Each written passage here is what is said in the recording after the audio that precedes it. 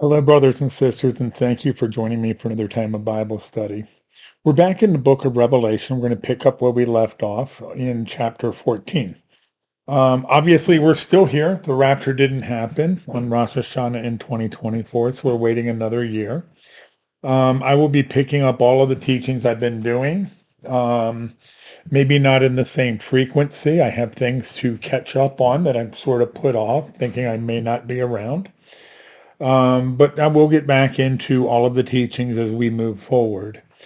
We're in Revelation 14 or 13, and Revelation 13, like Revelation 14, is a introduction to the Great Tribulation. In Revelation 13, we're looking at what Satan and his minions plan to do. And in Revelation 14, we're looking at what Messiah and those allied with him will be looking to do during that time. It's kind of like if you remember the Johnny Carson show, the late night show of old, and Ed McMahon was there and be like, here's Johnny. That's kind of what we have here. We're seeing an introduction to what will go on during the Great Tribulation. To give you a quick little recap of how we've gotten to this point and what's happened so far, keep in mind in Revelation 1:19, John is given a short outline of what to write. Write what you see, the vision in Revelation 1, the things that are, and John is writing it during the church age in like 90 to 95 AD, and that is chapters 2 and 3. And then it says, and the things which will happen after these things. After what things? After the church age. And you see that phrase, after these things, at the beginning of Revelation 4, where you have the rapture in Revelation 4:1, and you see the door that's open to heaven. That is a direct pointing to Rosh Hashanah. That is the day that the gates or the doors are open. In Revelation 5, you have the believers, and they're singing a new song all around the throne, and are saved out of every tribe, every tongue, and every nation. That is the raptured and resurrected saints. And if you go back and what we've looked at many times in Isaiah 26:19 through 21, we have the rapture, and it says, awake and sing. That blast, the Tekiah Gedalia, the last trump, is known as the awakening blast, and the raptured and resurrected saints awake, and now they're singing a new song. In Revelation 6, we start with the birth pains, and we had looked at how these birth pains in Revelation 6, the seal judgments in Revelation 6, we saw how they are the birth pains. How in Matthew 24, those birth pains are connected to the judgments, the seal and the trumpet judgments, particularly the seal judgments. These are the birth pains that we see. We've looked at Jeremiah 30, starting in verse 5 or 6, and that Israel gets saved out of the birth pains. In Revelation 7, it starts off with, in those days. But in Revelation 7, it starts off by saying that there's four angels holding back the winds, holding back the destruction on the earth, Israel, the seas, the Gentiles' world, and on the trees, which represents kingdoms. So there's a little bit of delay so that the 144,000 witnesses can be sealed. We've talked about how that delay is from Rosh Hashanah rapture to Yom Kippur, the beginning of tribulation. And those 10 days allow for that to happen. And I've done videos about the other things that happen during those 10 days, like the Bema Seat judgment, and crowns are given off, and then we cast those crowns off to Messiah. And when he comes back, King of Kings, Lord of Lords, he will be wearing all of those crowns that were cast off to him. That's going to be a lot of crowns. In Revelation 7 is a prophecy that transcends time in the way of prophecy in the book of Revelation, because we see those as a result of the witnessing of all of those 144,000 witnesses, multitudes are going to come out of the great tribulation to Messiah. Wow.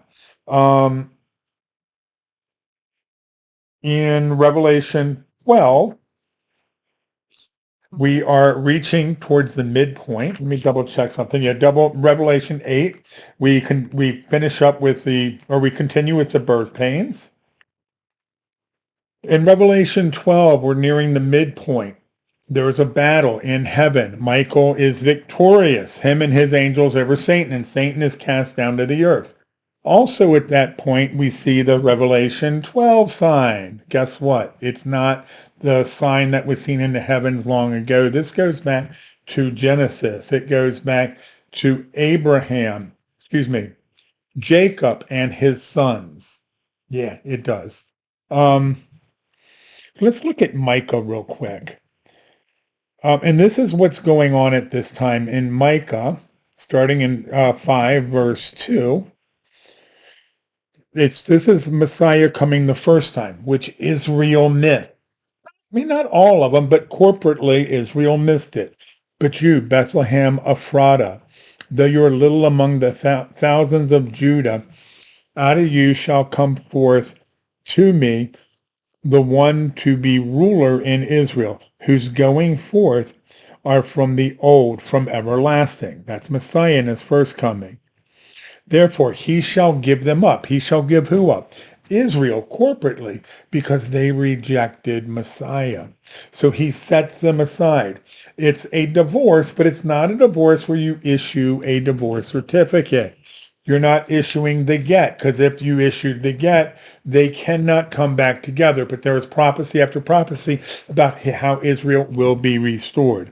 So he's going to give them up until the time that she who is in labor has given birth.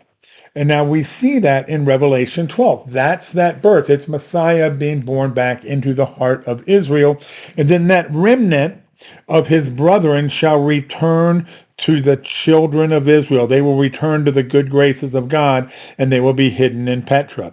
If in Revelation 12, if that was the church being raptured, it would not be a male child. The church is the bride. We are not the bridegroom. This is Messiah being born into the hearts of Israel.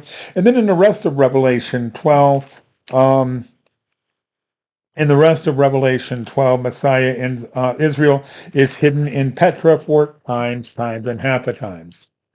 Okay, so now we're into Revelation 13. So let's open up our Bibles to Revelation chapter 13. Now, there's a lot here, and I've got everything ready to go. I'm going to record this, and I'm just going to watch the clock. I'm going to do it in several recordings, and I will release them as I see fit.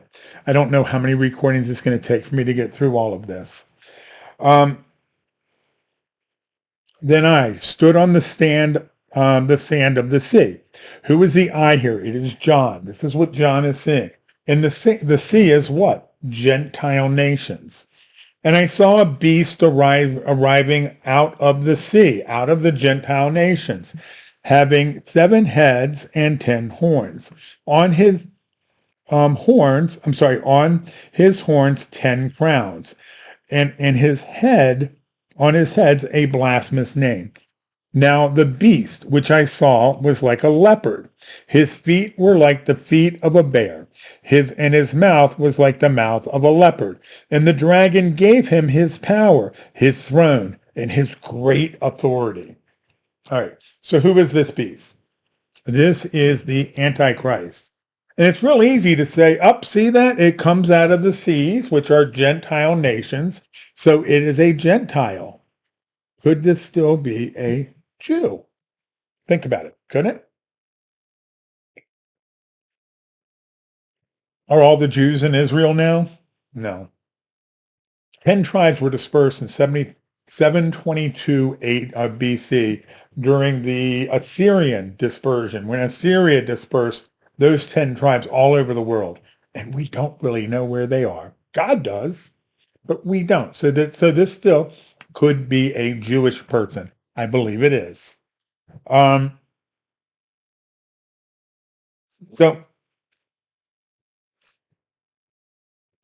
So this beast here, it's the Antichrist, the false Messiah. In 2 Thessalonians 2, it's the son of perdition, the lawless one. In the law, there being Torah. In Daniel 7:25, let's go there real quick. And we're going to see in a little bit that this is the Satan has indwelled the Antichrist at this point.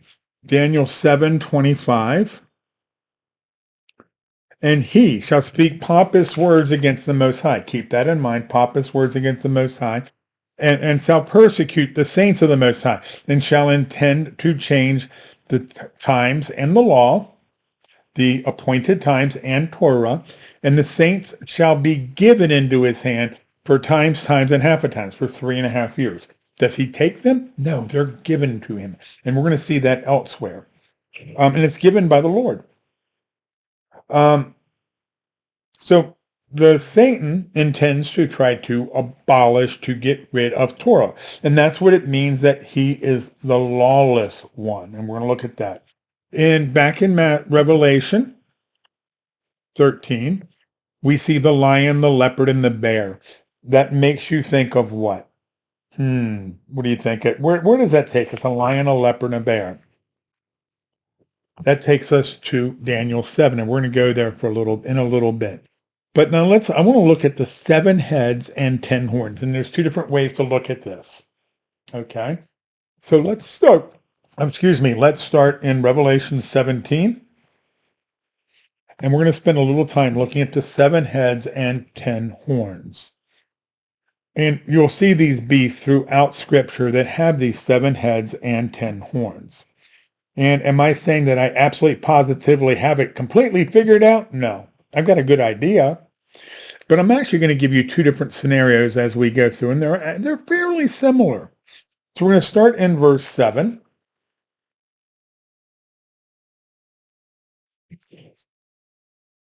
But the woman said to me, why do you marvel? I tell you the mystery of the woman and the beast that carries her, which has 7 heads and 10 horns. And there's a woman that is Babylon the Great, the mother of all harlots. This is a pagan religious system. Women are religious systems, and it's usually pagan. Oh my goodness. The beast that you saw was and is not, and will ascend out of the bottomless pit and go to perdition. And those who dwell on the earth shall marvel, whose names are not written in the book of life. We're going to look at that later, from the foundation of the world. When they see the beast that was and is not, and yet is. Here's a mind who has wisdom. This is what we came for. The 7 heads are 7 mountains on which the woman sits. A mountain is a kingdom. Okay? It's a kingdom. Give me a second. I want to see something. And 5 that were. Okay, the 7 heads are 7 mountains on which the woman sits. They are also 7 kings. So we're connecting kings and kingdoms together. 5 have fallen. 1 is, and the other has yet to come. And when he comes, he must continue for a short time. So whatever the 5 were that was, what is the one that is at the time that John was writing? Rome. And the other has yet to come. And when he comes, must continue for a short time. So there's the 5 that were, the one it is, and another one coming. But let's keep reading. The 10 horns which you saw are 10 kings who have yet to receive that have received no kingdom as yet. And they receive their authority for 1 hour as kings with the beast. Did I miss a line? I did. The beast that was and is not is himself also the 8th, and is of the 7 is going to perdition. So the Antichrist, the false Messiah, is an 8th kingdom. So you have the 5 that were, the one it is, Rome, the one that will be the next one, the 7th, that's for a short time, and then you have the 8th kingdom, the Antichrist kingdom. Okay. And the 10 horns which you saw are 10 kings who have received no kingdom yet, but shall receive authority for 1 hour as kings with the beast. Okay, so this is the Antichrist kingdom. Are these 10 kings here yet? No, they receive authority for 1 hour. I see something, a thought. That hour is tribulation. Revelation 3:10. Because you have kept my command to persevere, I will keep you from the hour of trial, which has come to the whole world to test those who dwell on the earth. So tribulation is a time to test people. Everybody who lives on the earth, not just Jews. It's not like God's going to get the Jews. Yes, he is. That's not what tribulation is. It's to test everybody. This is when the rapture happens. Not as many people are going as people think, my opinion. Actually, I think the scripture tells us that. But there's going to be a lot of people left behind. And tribulation is a chance for them. It's a last chance scenario for them. It's going to get costly. You're going to have to lose your head, and we're going to see that in a little bit. But tribulation is that hour of time or trial which will come upon the whole world. I think this might be the quickest way to get there, to Matthew 24. But the day and the hour, but of that day and hour no one knows, not even the angels of heaven, but my Father only. See, no man knows the day or the hour. Not what it means. Yom Hakkaseth. But anyhow, what day is it? Well, the earth will heaven and earth will pass away, but my words will by no means pass away. This day is the last day, and no, it's not an individual day. It's the seventh day. It's 1,000 years. Starting with the rapture and tribulation. If you don't understand how that last 1,000 years can start with the rapture and tribulation, go to Joel 2, and you'll see the day of the Lord is there, starting in verse 1, and then you're reading about tribulation. Scripture tells us it starts there. So that day is 1,000 years, and the hour is a much smaller part. It is the 7 years of tribulation. So let's go back to Revelation 17, where we were reading, and that they will receive authority for 1 hour as kings with the beast. So you're going to have these 10 kingdoms that are going to reign with the Antichrist, the false Messiah, during tribulation. These are of one mind, and they will give their power and authority to the beast. These will make war with the Lamb, and the Lamb will overcome them, for he is Lord of Lords and King of Kings. And those who are with him are called chosen and faithful. How far are we going to go here? We're going to 15, but yeah. Then he said to me, the waters which you saw, because she sits on the waters which you saw where the harlot sits are peoples, multitudes, nations, and tongues. And generally, when you see sea or waters, it's referring to Gentiles because the Gentiles were all around the Mediterranean Sea. So we're going to see something similar to this, what we just read, that these will make war with the Lamb, and the Lamb will overcome them, for he is Lord of Lords and King of Kings. And those who are with him are called chosen and faithful. Go with me to Daniel.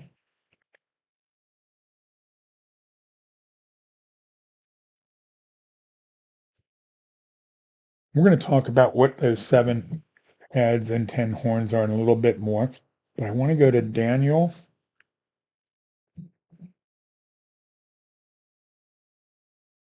Give me a second here. Yeah, Daniel 7, starting in verse 1. In the first year of Belshazzar, king of Babylon. Who is Belshazzar? Belshazzar is Nebi's grandfather, Nebuchadnezzar's. This is his grandson.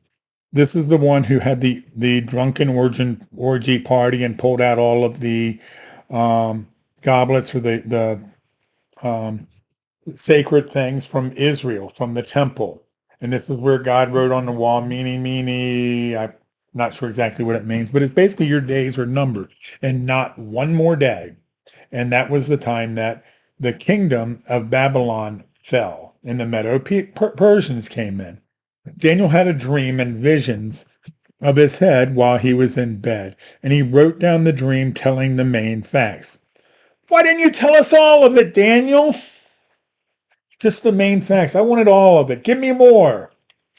Daniel spoke, saying, I saw in my vision at night, and behold, there were four winds of heaven who were stirring the great sea. Great sea is the Mediterranean. And that again speaks of Gentile nations. And four great beasts came up from the sea, each different from the other. The first was like a lion with wings of an eagle, and I watched till its wings were plucked off, and it was lifted up from the earth and made to stand on 2 feet like a man. And a man's heart was given to it. So there's the lion, and this would be Babylon. And suddenly another beast, a second like a bear. It was raised up on one side and had 3 ribs in its mouth between its teeth. And they said thus to it, arise, devour much flesh. This would be Medo-Persia Empire, who is the empire after Babylon. I looked after this, and there was another like a leopard. And on this one, 2 sides, one raised up. That's the Medes and the Persians. It was in that, and that these kingdoms are not just the kingdom, but it's also the king. So with Babylon, it's also Nebuchadnezzar. With Medo-Persia, it's Cyrus and Darius. And here we have the leopard. And I looked, and there was another, like a leopard moves fast, which had on its back 4 wings of a bird. And the beast had 4 heads, and dominion was given to it. This would be Greece, or the Macedonian Empire, with Alexander the Great. Behold, and after this I saw in my night visions, and behold, a fourth beast, dreadful and terrible, exceedingly strong. It had huge teeth, and it was devouring, breaking into pieces, and trampling with residue with its feet. It was different from all the beasts that were before it, and it had 10 horns. And as I was considering the horns, another horn, a little one, coming up among them. There, before the other 3 of the first horns were plucked out by the roots. And there, in this horn, were eyes like the eyes of a man, and a mouth speaking pompous words.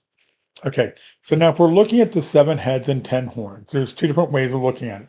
The 10 horns are obviously the 10 kings that have yet to receive a kingdom that will receive their power along with the Antichrist or the false Messiah during tribulation. They're not here yet. Okay, the 7 horns, or the 7 heads, that's the 10 horns, the 7 heads, I believe it's the 5 that were, the 1 is, and the 1 will be. That there are still remnants in all of these throughout the world. And we see that kind of in the statue of Daniel too. Because you see the head of Babylon in gold, and then you have Medo-Persia Empire, which were the arms in the chest. Then you have, give me a second here. I'm jumping ahead in my notes. I am going way ahead in my notes, but that's okay. But then you have Syria. Then you have Greece, which is the belly of bronze. And then you have the legs of iron, and that is Rome. Those are these same 4. But you also have the feet and the toes, which are additional. But anyhow, so these 4, and we just read down in, let's go down here a little bit about this 4th beast. And you're going to see this 4th beast is an end times character. See, I believe the 5 plus the 1 plus the 1 that's yet to come are the 7 heads. There are those that believe that they are the 10 kings and their kingdoms, and then 3, we just read about how 3 are destroyed, so 3 are militarily conquered by the Antichrist, and they're gone. And then the other 7 just give up their power to the Antichrist. And those are the 7 heads. Okay. Could be either one. I'm not dogmatic. I actually believe it's the 5 plus the 1 and the 1 to come. So, the 10 kings that have yet to receive a kingdom. Everybody's looking for Oh my goodness, the tribes out of Rome that went up, this revived Roman Empire and the Visigoths and this and that. But they're not here yet. These 10 kings have not here yet. When the EU was started, oh my goodness, that was it. Now we've got more nations there. I actually believe if you dig into the New World Order, the one world government, there's been a plan on the books for some time to break the entire world up into 10 regional governments, get rid of all the other petty officials, and have 10 regional governments. That's my thought as to what those 10 kings are. But we really won't know until tribulation is here because they don't receive their power till that time. And guess what? I won't be here then. Maybe I'll be looking at it from the Father's house and seeing what it is, and we'll all just say, that's what it was. All right. I've gone through a bunch of this stuff, but let's hold your place here in Daniel, and we're going to come back. In Daniel 7, we're going to come back. I'm going to try to catch up in my notes. Go to Daniel 2, and we'll come back here in just a moment. 41 and 42. We're not going to go through all of the statue here, but I did want to point out, whereas you saw the feet and toes, partly of potter's clay and partly of iron, the kingdom shall be divided, yet the strength of the iron shall be in it, just as you saw the iron mixed with ceramic clay. And as the toes of the feet were partly iron and partly of clay, so the kingdom shall be partly strong and partly fragile. See, I believe that is the Antichrist kingdom, and it's going to be held together by treaties, by agreements. Keep in mind, when the Antichrist comes on the scene, it's not until the midpoint of tribulation where Satan is going to indwell him. He has real power. When he comes on the scene in the first seal, he's got a bow, but there's no mention of arrows. He's going to be negotiating things. It's going, and I think it's I believe that the covenant is this great reset, and it's going to be financial. If you don't do this, then you're not part of that. And again, speculation. I get it. Let's go back to Daniel 7.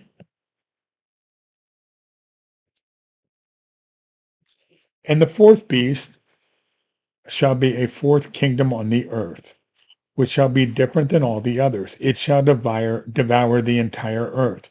Rome did not devour the entire earth. Trample it and break it into pieces. 10 regional governments. Right there, breaking up the entire world into 10 regional governments. The 10 horns are 10 kings, and we read about that in Revelation 17, who shall arise from the kingdom, and another shall arise after them. And he shall be different than the first ones, and shall subdue 3 kings. And that's the little horn that's going to pop up.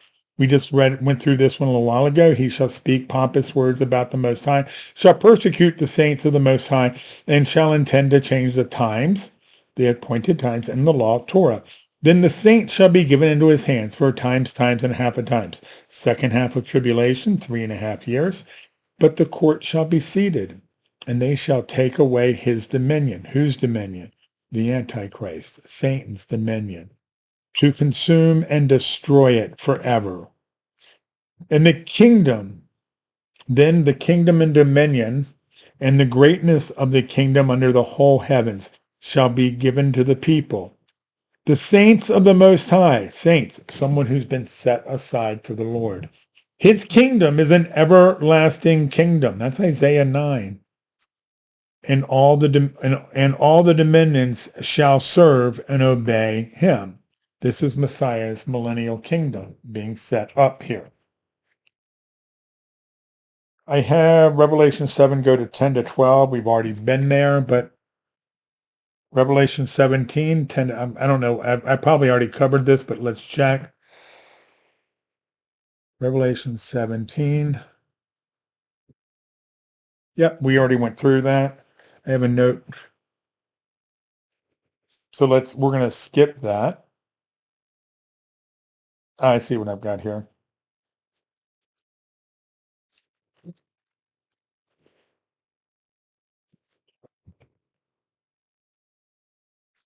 Question for you. This beast, this Antichrist, the false Messiah, does the whole world just like fall in love with him and just everything is handed to him? Does everybody just willingly serve him? Nope, not at all. Go to Daniel 11.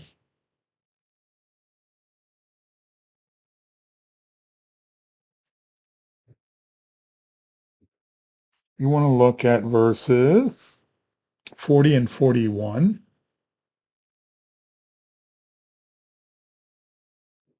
At the time of the end times, the last day, um, the king of the south shall attack him, and the king of the north shall come against him like a whirlwind, with chariots and horsemen and with many ships, and he shall enter the countries, overwhelm them, and pass through them. Give me a second here. Okay, he, the Antichrist, shall enter the glorious land Israel, and many countries will be overthrown, but these shall escape out of his hand: Edom, Moab, and the prominent people of Ammon. That is Jordan, that escapes out of his hands. That's where Petra is. That's where God is going to protect the remnant of his people. But the king of the north and the king of the south, that goes back to Alexander the Great, with the four wings, being that he died without an heir, and it was divided into his kingdom was divided among his four generals. The king of the north is most likely Assyria. The king of the south is most likely Egypt. And these are Psalm 83 countries that at this point have already been destroyed. Maybe not completely, but at least to the point where Israel probably moved out her borders. So why is it that they are attacking the Antichrist? Well, let's go a couple places here. Let's go to Ezekiel 38. Just one verse here. Ezekiel 38 is the war we know as Gog and Magog. We've talked before about this. This happens probably 3 years into tribulation. This is what Israel is saying when they thought they had peace, and it's not. They were saying peace and safety, but sudden destruction was coming. And we see that in 1 Thessalonians 5. We also see it in Ezekiel or Jeremiah 30, the time of Jacob's troubles, and she gets saved out of it. Between Rosh Hashanah and Yom Kippur, the Sabbath, the Shabbat that's in between, is the Shabbat of return. I used to look at that like that could be the rapture. No, it's about Israel returning, repenting to God. 3 years in is when that's going to happen, because they're going to have it by 30 days before the midpoint. That's when you see the abomination of desolation. But 3 years in is probably when they're going to see the Gog and Magog war coming upon them. And what's the goal of this war? And this is Messiah speaking. I will magnify myself and sanctify myself, and I will be known in the eyes of many nations, and they shall know that I am the Lord. Because in Gog and Magog, all these armies are going to be coming. We talked about this in the book of Revelation. Let's go back to Revelation 9, and this is where you place it, right before the midpoint, somewhat, verses 13 through 18. Then the sixth angel sounded her trumpet and heard a voice from the four horns of the golden altar, which is before the Lord, saying to the sixth angel, release the four angels who were bound at the great Euphrates rivers. So the four angels who had prepared for the hour and day and month and year were released to kill a third of mankind. They were prepared for that particular hour, the day, the month, the year. It's not like nobody knows the day. It's just going to happen when it happens. Yeah, they definitely know when it's going to be. They're set for that hour. Anyhow, now the number of the army of the horsemen was 200 million. And I heard the number of them. And it's not 200 million. We've done videos on this. It's actually an uncountable number. Twice. Bottom line, it's just more people than you could ever possibly imagine. Here is the Gog and Magog army, and it's probably China mixed in because it says other nations with them.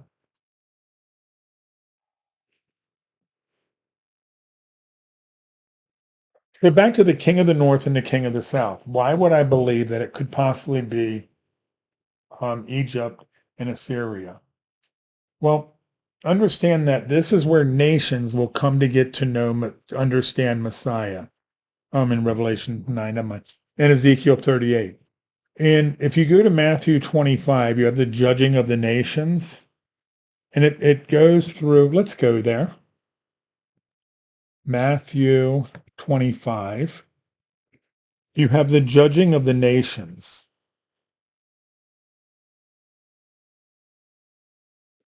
And it talks about how the king will say to those on his right hand, "Come, you blessed of my Father, inherit the kingdom which was prepared for you for the foundation of the world. For I was hungry, and you gave me food. For I was thirsty, and you gave me drink. And I was a stranger, and you took me in." The nation's going to be judged by how they treated Israel. And it's from this point where we just saw with the Gog and Magog war, where nations are going to see who that is, because all these nations are going to come and God's hand's going to step in and destroy them.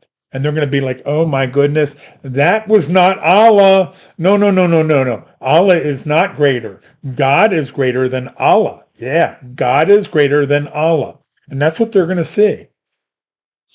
Go to Isaiah 19.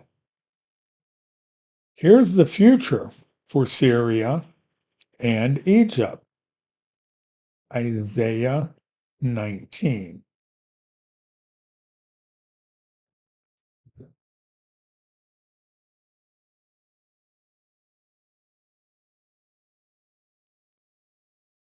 In that day, there will be a highway between Egypt and Assyria, with the Assyrians that will come into Egypt and the Egyptians into Assyria. And the Egyptians will serve with the Assyrians. In that day, Israel will be one of three with Egypt and Assyria, a blessing in the midst of the land, whom the Lord of hosts shall bless, saying, "Blessed is Egypt, my people, and Assyria, the work of my hands, and Israel, my inheritance." This is during the millennial kingdom. And both Assyria and Egypt are going to repent. And the point of their repentance is the Gog and Magog war, where, let's go there and read that one more time. Ezekiel 38, the last verse. "In this I will magnify myself and sanctify myself, and I will be known in the eyes of many nations, and they shall know that I am the Lord."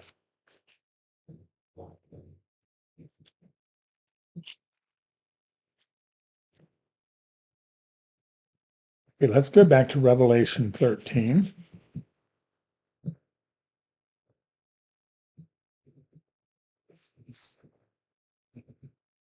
So we have the beast rising up out of the sea, having the 7 heads and 10 horns. There are 10 nations that come about in the millennial kingdom. I believe it's what the New World Order has talked about breaking the world up into 10 regional governments. It's interesting. I used to be able to find that really easily. Now you got to really look for it on the internet. It's like they've taken some of that stuff off. I believe the 7 heads are the 5 that were, the one that is, and the one that will be. Actually believe the one that will be is Great Britain. Let me do that. We'll do that in a second. I'll explain why. Although it could be the 10 minus the 3 that get uprooted have 7. But this doesn't make sense that the 10 and 7 are together. That just doesn't make sense to me. And on the heads are blasphemous names. We don't know what they are, but they're blasphemous.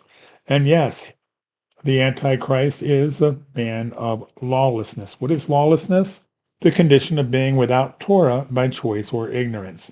Now the beast which I saw was like a leopard, and his feet are like the feet of a bear, and out of his mouth, and the mouth was like a lion, and the dragon gave him his power and and the, excuse me, and the throne and great authority. So the dragon is going to be the one giving this beast the power. The dragon is Satan, and Satan is going to come and indwell this beast. And once the midpoint comes, you get into the great tribulation, which is what we're previewing here. He's going to have some real power. We're going to see that even the Antichrist, the false prophet can't do anything unless he's in his presence. It's a man, but he's going to be indwelled by Satan. Which is the one that looks like it's in charge here? The leopard, the bear, or the lion? No, it's the lion that has the teeth, or the mouth. And to me, lion is Great Britain, London. And let's just go to Daniel 7 real quick. And I could be right, I could be wrong. I think I'm right, obviously, but I'm not like 100% sold out on it, but I kind of do believe that this is what it is. So let's look at the lion real quick. The lion was wings like an eagle. What country is an eagle? The United States. And I watched till his wings were plucked off. The United States gets destroyed and was lifted up from the earth and made to stand on 2 feet like a man. And a man's heart was given it. So this beast is going to be raised up onto 2 feet and given the heart of a man. I believe that is the Antichrist. I believe it's the Antichrist coming out of London, coming out of Great Britain. I believe it is the British crown. Let's move on.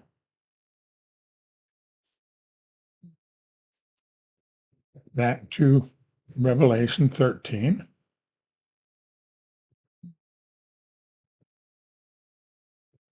Okay. And I saw one of the heads had been mortally wounded. Again, all of these, the lion, the leopard, the bear, these heads, the 7 heads and the 10 horns, the heads are kingdoms and the king. So one of these heads has been mortally wounded, and his deadly wound was healed. And all the world marveled at and followed the beast. So does this mean that the Antichrist, a man who is indwelled by the Antichrist, somebody comes up, shoots him in the head, and he just stands up and says, "Hey guys, no big deal. I'm just going to shake it off. I know there's all this blood. Just going to shake it off." No. No, it's not like he goes in the hospital the next day. He's miraculously fine. This is one of those countries. One of those countries gets destroyed, but is brought back. And the Antichrist is going to have a serious military capability. He's going to have a serious financial capability, and he's going to bring back that country. Could I be wrong about that? Yeah, I don't think so. So they worship the dragon. So what he did was amazing. They worship the dragon who gave authority to the beast. And they worship the beast, saying, "Who is like the beast? Who is able to make war with him?" Did you see what he did? Who is able to make war with him? Because he's this country who was toast, and he just brought it back. Interesting. Give me a second. Yeah, I'm just going way past my notes. Wanted to make sure I didn't miss anything. We're good. So the dragon. Well, I'm sorry, where are we at here? Yeah, who is like the beast and who is able to make war with him? What does Satan want more than anything else? He wants to be God. He wants the worship of God. Those that worship and adore God, that's what he wants. Does this sound like kind of familiar, but in the wrong way? Go to Psalm 89, the book of Psalms, verse 89, or chapter 89, verse 8. O Lord God of hosts, who is mighty like you, O Lord? Your faithfulness also surrounds you. Who is like you, Lord? Go to Micah 7. There was actually a number of verses I could have picked to do this with. Micah chapter 7, verse 18.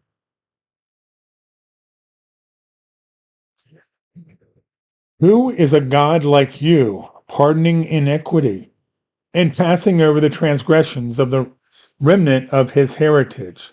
He does not refrain his anger forever, but he delights in mercy. Who is a God like that? There is only one. There is no other God like God. But Satan wants that role. He wants that title.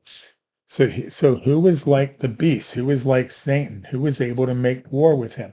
They saw what he's done. Oh my goodness, who can stand up to that? So they worship the dragon who gave authority to the beast, and they worship the beast, saying, who is like the beast? Who is able to make war with him? And it was given a mouth, speaking great things and blasphemies. And he was given authority to continue for 42 months. Okay, go with me to 2 Thessalonians 2,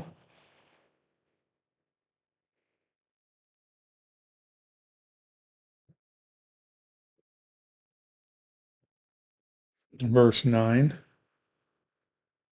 The coming of the lawless one is according to the workings of Satan. Okay, Satan is going to indwell him with all power, signs, and lying wonders, with all unrighteous deception among those who perish, because they did not receive the love of the truth that they might be saved. Wow. Wow, there's a lot there. Lying wonders. We're going to skip back, go back. I just want to show you and bring this out, just to let you know what they're going to be doing at this point in time. And keep in mind that he is the lawless one who will be revealed when the Lord consumes him from the breath. But lawless is without Torah. For the mystery of lawlessness is already at work with and he who now restrains will do so until he is taken out of the way. The he is not the spirit, because the spirit is going to be here watching over and sealing the 144,000 witnesses. That's the church that gets taken out first. But what does this mean that he's coming with all this power and signs and lying wonders? Let's go back to Revelation 13 and skip ahead. And we're going to just look and follow this out a little bit, and then we're going to wrap up this particular teaching. Go to verse 13. He performs great signs, that he even makes fire come down from heaven on earth in the sight of none.